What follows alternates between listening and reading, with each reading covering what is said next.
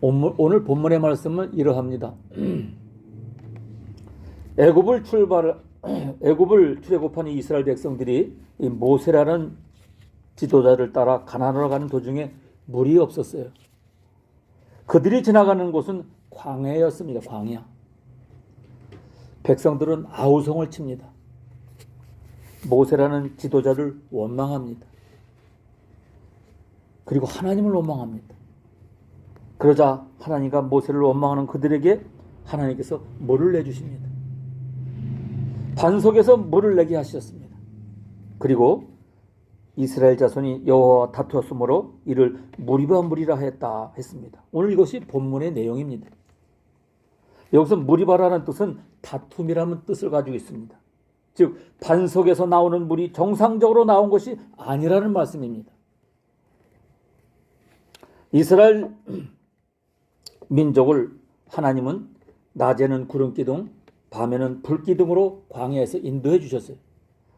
그런데 이스라엘 민족은 그런 지도자 모세에게 감사하지 않고 하나님께도 감사하지 않으면서 오히려 어려움이 있을 때마다 원망과 불평만을 하는 것입니다. 그리고 이것이 하나님과의 다툼으로 이어졌으며 그 다툼에서 생긴 것이 바로 본문의 무리바물 사건입니다. 그렇습니다. 불편과 원망은 누구에나 괴로운 것입니다. 사람이 행복해지기 위해서는 여러 가지 필요한 자세가 있다고 합니다. 첫째로 낙관적인 생각을 가지고 살라는 것입니다. 사물을 밝게 보는 만큼 마음도 밝아지게 된다는 것이죠. 둘째는 늘 좋은 기분을 가지라는 것입니다. 이 말은 곧 자신의 기분을 자신이 다스릴 줄 아는 사람이 행복할 수 있다는 말입니다. 셋째로 환경의 희생자가 되지 말라는 것입니다. 요즘같이 생각지도 못했던 이 코로나 바이러스 상황 때문에 더더욱 환경의 희생자가 되어서는 안 된다는 것입니다. 기독교가 요구하는 신앙은 하나님의 아들이신 예수 그리스도께서 만유를 주관하시고 계시다는 것을 믿는 것입니다. 이 믿음이 있기에 초대교회 성도들은 무서운 핍박과 시련 속에서도 견뎌내고 승리할 수가 있었던 것입니다. 우리 그리스도인들은 이 환경을 극복하는 사람들이 되어야 합니다. 넷째로 즐거운 웃음을 선택하라는 것입니다. 웃음은 긴장을 풀어줄 뿐만 아니라 우리 신체 가장 중요한 기관들의 활력을 불어넣어준다는 것이죠. 힘들고 침울한 기분이 들 때 억지로라도 얼굴에 웃음을 띠라는 것입니다. 웃으면 복이 온다는 말도 있습니다만 웃으면 건강해진다는 것 역시 의학적으로 선명하게 밝혀진 사실입니다. 늘 기쁘게 생활하는 사람은 질병의 공격에서 이길 수가 있는 것입니다. 다섯 번째, 항상 감사하는 마음을 가지라는 것입니다. 감사하며 사는 사람에게는 늘 감사한 일이 자꾸 생겨납니다. 그래서 행복한 것입니다. 여섯 번째로 타인을 도우려는 생각을 가지고 살아야 합니다. 남을 도울 때 자기도 잘 되고 행복한 것입니다. 받는 것보다 주는 것 기쁨이 더 좋지 않습니까? 일곱 번째는 자신을 행복하게 해주는 사람이나 대상을 선택하라는 것입니다. 사람이 사람을 만나는 것처럼 일상사 흔한 일은 또 없을 것입니다. 그러나 좋은 사람, 나를 행복하게 해줄 사람을 만나기란 쉽지 않은 것입니다. 그래서 사람은 사람을 잘 만날 때 행복할 수가 있습니다. 여러분은 어떻습니까? 지금 만난 사람들로 인해 행복하십니까? 혹여 사람으로 인해 행복하지 못하다 할지라도 불행하다 생각하지 마십시오. 우리들은 궁극적으로 행복할 수밖에 없는 사람들이기 때문입니다. 왜입니까? 우리 인생에 만나야 할 예수님을 만났기 때문입니다. 이 만남은 단순한 만남이 아닌 특별한 만남입니다. 그리고 이 만남의 관계를 유지해 나가는 것이 바로 신앙이라는 것입니다. 그런데 여러분, 영원히 행복할 수 있는 예수 그리스도의 이 만남이 이 신앙을 이뤄나가는 데는 내가 감당해야 할 필요한 책임이 있습니다. 남이 대신해 줄 수 없는 이 신앙적 책임, 이 신앙적 책임이 나를 행복하게 하느냐 불행하게 하느냐를 결정하는 것입니다. 우리는 모든 것을 젖혀두고 예배를 드림으로써 세상 속에서 우리의 믿음을 증명합니다. 아무리 바빠도, 아무리 위험한 일이 있어도, 아무리 중대한 일이 있어도 우리는 모든 일을 멈추고 하나님께 예배를 드림으로 세상 사람들 속에 하나님의 백성됨을 믿음으로 증명하는 것입니다. 예배는 하나님의 하나님 되심을 빠져들어가는 시간인 것입니다. 우리의 모든 시선을 하나님께 집중함으로 우리의 시야에 하나님만으로 가득 채우는 시간이 바로 예배인 것입니다.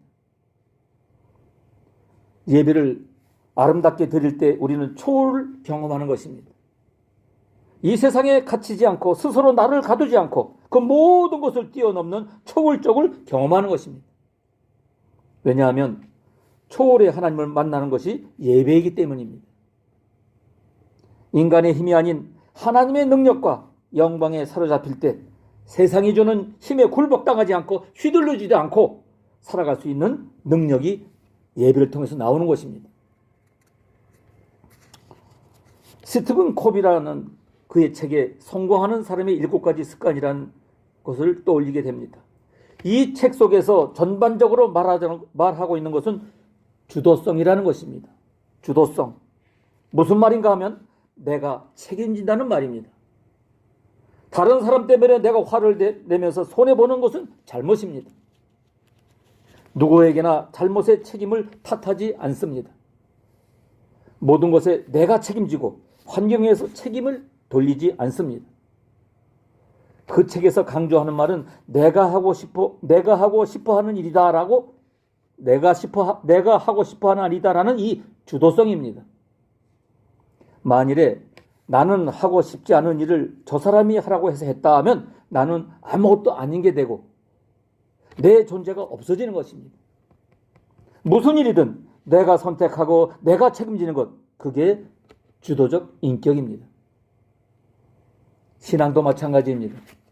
내가 책임질 줄 아는 주도적 신앙의 자세가 필요한 것입니다. 성경을 보게 되면 하나님께서 종종 화를 내신 경우가 있습니다.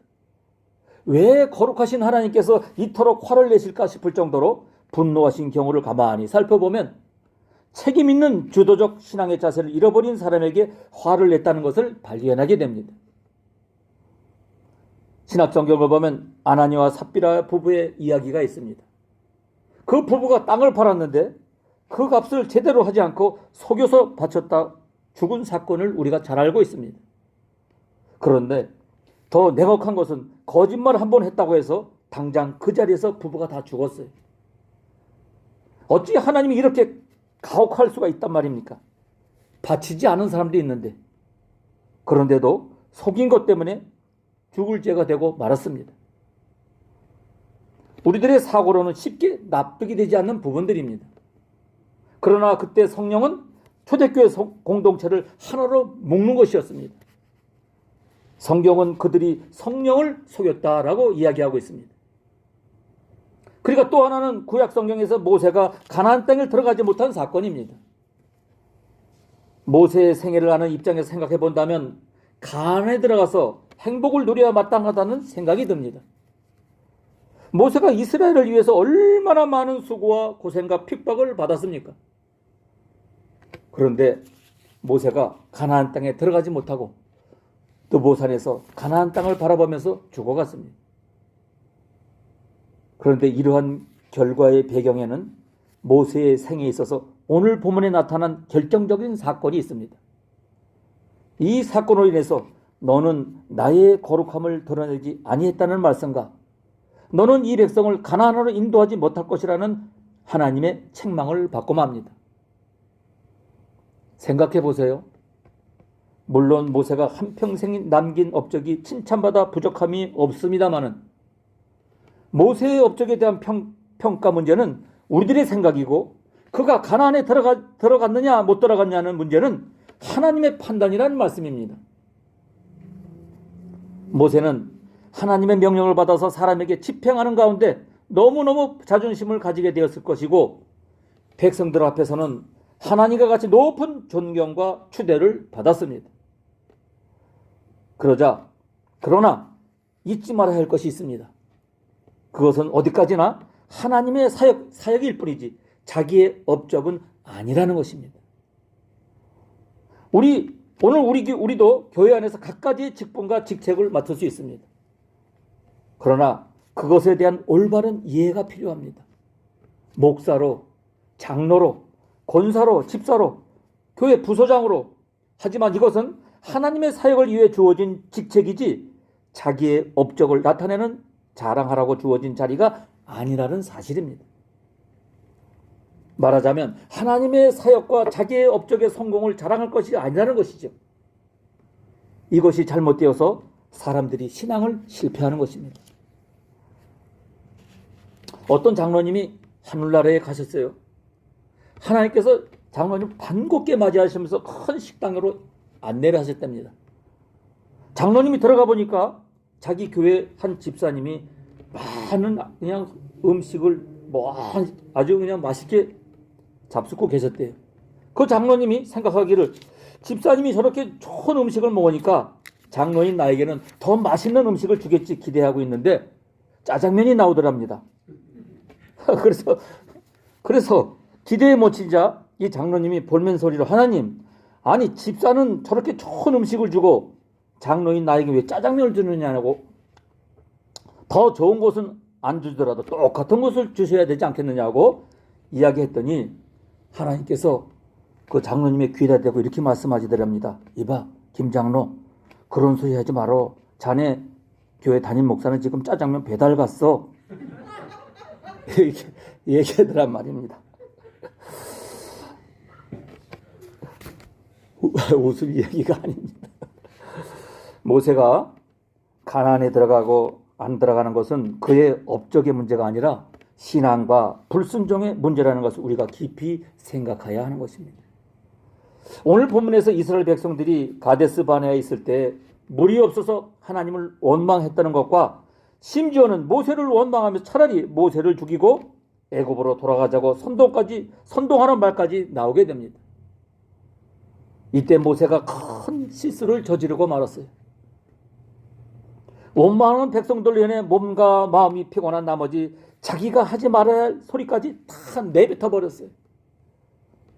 우리 또한 실수하기 쉬운데 어떤 상황에서도 내가 하나님의 이치에 올라서서는 안 된다는 것입니다. 시편 106편 33절은 모세의 이런 실수를 보고 이렇게 기록하고 있습니다. 이는 저희가 그 심령을 거역함을 인하여 모세가 그 입술로 망령되이 말하였음이라 라고 했어요. 사실 가만히 보면 이스라엘 백성들이 문제는 문제입니다. 모세가 화를 낼 만도 합니다. 원망하고 불평하다가 한다는 말이 3절을 보면 그때 우리도 죽었으면 좋았을 것이라고 합니다. 그때가 언제입니까? 이스라엘 백성들이 하나님 앞에 우상을 섬기다가 많은 사람들이 광야에서 이미 죽었어요. 그걸 또 올리면서 그들이 죽었을 때 우리도 죽었으면 좋았을 것이라는 말입니다. 이게 무슨 하나님의 은혜를 일순간에 다 지워버리는 불신앙적인 망언이겠습니까? 뿐만 아닙니다. 왜 우리는 애굽에서 불러내 이 광야를 인도해냈느냐? 이게 할 말입니까? 그들은 물이 없다는 이 하나의 사건 속에서 과거에 받은 그 많은 은혜를 다 부정하고 있는 것입니다. 여러분, 현실이 조금 괴롭다고 지난날에 받은 은혜를 까맣게 잊어버리고 다 쏟아버려서 되겠습니까? 얼마나 어리석은 일입니까? 그리고 또 한 가지, 저들에게는 하나님이 주신 가나안의 약속이 있지 않습니까? 하나님이 그리로 인도하시겠다고 약속하셨습니다만, 그렇다면 그 약속의 땅에 대한 소망, 그리고 그 믿음이 있어야죠. 그런데 이것까지 다 그대로 부인해버리고 말았어요. 결국 이스라엘의 신앙이란 과거의 은혜, 미래의 약속을 다 부정해버리고 오늘 현실 때문에 원망과 불평을 하게 되는 참으로 어처구니 없는 모습인 것입니다. 그런데 문제는 백성들은 그렇다 치더라도 모세는 그러지 말아야 했었는데 똑같은 불신앙의 모습으로 그 백성을 원망하고 저주했다는 것이 문제인 것입니다. 2020년 마지막 주일 예배를 드립니다. 온갖 고난 가운데도 하나님이 우리에게 주신 은혜가 있습니다. 그것을 잊으면 안 됩니다. 심리학자 프로이드는 사람들의 진실은 그가 급한 일을 당할 때 무의식 중에 하는 말을 종합해보면 알 수 있다라고 말하고 있습니다. 의식이 있어서 앞뒤를 다 생각하면서 하는 말은 오히려 거짓이 되기가 쉽습니다. 그러나 정신을 차릴 수 없을 만큼 급한 일을 당했을 때 무의식 중에 갑작스럽게 내뱉는 말이 그 사람의 진실한 마음을 보여주는 것이라고 합니다. 술 취한 사람이 취중에 한 말과 술 깬 뒤에 한 말이 다를 때가 많습니다. 그런데 오히려 진심은 술 취했을 때 한 말이 오히려 진심이라는 말입니다. 또 모세가 실수한 것이 무엇입니까? 우리가 너희를 위하여 물을 내려 하고 한 말입니다. 언제 모세가 물 낸 일이 한 번이라도 있습니까? 하나님이 내셨고 자기는 심부름만 했어요. 하나님이 반석을 치라 하면 쳤고 지팡이를 들어 쳐라 하면 쳐서 홍해가 가려졌는데 그것이 어디 모세가 한 것입니까? 모세는 심부름을 한 것입니다. 그런데 여기서 문제가 생겼어요. 40년 동안 그럭저럭 이적을 행하고 표적을 행하고 보니까 자기 업적이 되어버렸습니다. 여기서 모세는 자기 자신의 존재를 잃어버리게 됐습니다. 하나님의 능력 안에 살면서 자기가 능력의 사람인 줄 착각하고 있었어요. 결국 그 교만이 불신앙의 분노를 폭발시키고 말았던 것입니다. 이걸 조심해야 합니다. 믿음으로 시작했으면 과정도 믿음으로 해나가야 되고 마지막도 믿음으로 끝내야 하는 것입니다. 믿음으로 시작했다가 불신앙으로 마치며 겸손한 마음으로 시작했다가 교만한 마음으로 끝내고 순종으로 시작했다가 원망으로 마치며 드리는 마음으로 시작했는데 받고자 하는 마음으로 바치며 사랑으로 시작했다가 증오로 끝내고 소망으로 시작했다가 절망으로 끝낸다면 이 모두가 불신앙인 것을 알아야 합니다. 사랑하는 여러분, 신앙생활은 전능하신 하나님 여호와를 믿는 것입니다. 하나님의 말씀에 전적으로 순종하는 것입니다. 그 순종에 내 감정이 들어가지 말아야 합니다. 내 감정이 들어가면 본문에서 하나님의 책망을 받은 오늘의 모세가 될 수 있기 때문입니다. 하나님의 모세를 얼마나 사랑하신지 아십니까? 출애굽기 33장 11절에 보면 사람이 자기의 친구와 이야기함 같이 여호와께서는 모세와 대면하여 말했다 했어요. 민수기 12장 3절에 보면 이 사람 모세는 온유함이 지면의 모든 사람보다 더하다 했습니다. 이렇게 하나님이 사랑을 받은 사람이 바로 모세입니다. 그런 모세도 온전한 순종이 없을 때 가나안 땅에 들어가지 못했던 것입니다. 사실 모세는 가나안 땅에 들어가는 것 하나의 목숨을 건 사람이에요. 그런데 눈으로는 보면서도 가나안에 들어가지 못한 이 모세의 마음이 어떻겠는지 여러분 한번 상상해 보시길 바랍니다. 이것을 이해할 수 있습니까? 이토록 감정은 너무나 좋은 하나님의 선물이지만 그러나 감정을 인간적으로 사용할 때 그것은 너무나도 큰 슬픔이 되고 마는 것입니다. 나에게서 하나님의 은혜를 떠나가게 하는 이 무서운 결과를 만들기 때문인 것이죠. 사랑하는 여러분, 소크라테스의 교훈을 정리해보면 4가지로 요약되는데 어려서는 겸손하라, 젊어서는 온유하라, 장년에는 공정하고 늙어서는 신중하라는 이 말씀이 모세가 마지막까지 지키지 못한 일들입니다. 오늘 마지막까지 잘 했어야 할 이 모세가 자기 위치를 잊어버렸을 때 신앙을 잃어버렸고 신앙을 잃어버렸을 때 하나님까지 잃어버리고 말았어요. 신앙은 끝까지 잘해야 하는 것입니다. 2020년 마지막 주일입니다. 한 해 동안 달려온 우리들의 신앙을 되돌아보시고 마지막까지 신앙으로 전진할 수 있기를 간절히 소원합니다. 구원받은 은혜에 대한 감사, 감격함으로써 모든 육신적인 불평의 소리를 다 덮어버리고 정황무오한 하나님의 말씀에만 순종함으로써 자기 속에 변덕 많은 이 감정을 복종시키고 하나님의 거룩하심을 더럽게 받던 이 경외하심으로써 사람의 모든 다툼들을 다 사라져버리게 만드는 교회, 이 갈보리 공동체가 바로 영광스러운 여호와의 총회로 함께 세우고 계속 나가는 성도님들이 되시기를 간절히 소원합니다. 무리바의 사건이 주는 이 교훈을 깨달아서 자신을 잘 다스려서 상급과 면류관의 주인공들이 되시기를 주님의 이름으로 축복드립니다. 기도합니다. 할렐루야. 주님 고맙고 감사합니다. 2020년 마지막 주일을 주님 앞에 올려드립니다. 아버지, 오늘 주신 말씀을 명심하게 하시고 끝까지 겸손과 온유와 공평과 신중함으로 아버지 하나님 할 때 우리 하나님 임마누엘과 함께 하셔서 주님 앞에 가는 날까지 승리하는 우리 모두가 될 줄로 믿습니다. 무엇보다도 이 환난 가운데서도 창조주를 말하는 저리석은 인생들에게 우리 생명 다하는 날까지 그 말씀을 전할 수 있는 믿음의 놀라운 능력의 종들이 되게 하여 주옵소서. 감사드리며 예수님 이름으로 기도하옵나이다.